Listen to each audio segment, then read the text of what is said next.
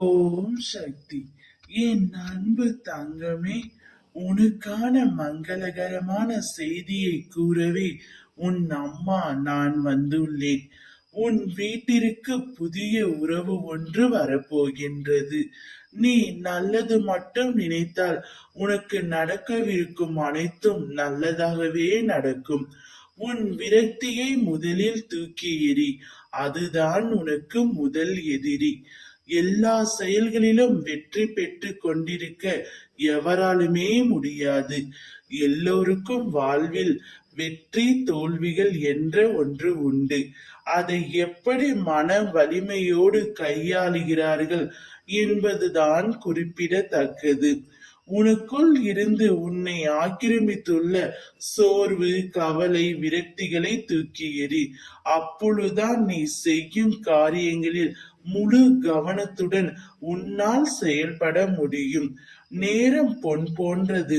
அதை தேவையற்ற எண்ணங்களுக்காக யோசித்து வீணாக்காதே. எல்லோருக்கும் வாழ்க்கையில் பிரச்சனைகள் இருக்கத்தான் செய்யும்.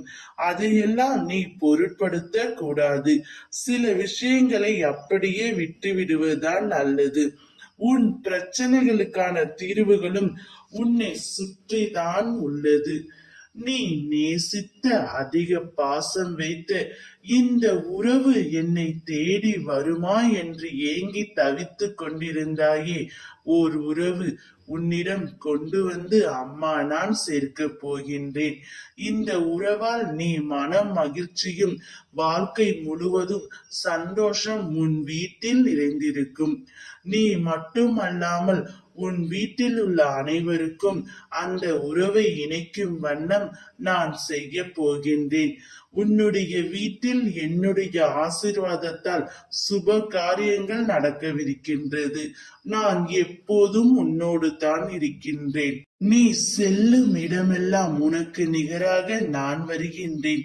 எல்லா சூழ்நிலைகளும் நான் உனக்கு துணை நிற்பேன். இனி உனக்கு நடக்கவிருக்கும் அனைத்தையும் நல்லதாகவே நடத்தி தர போகின்றேன். ஓம் சக்தி.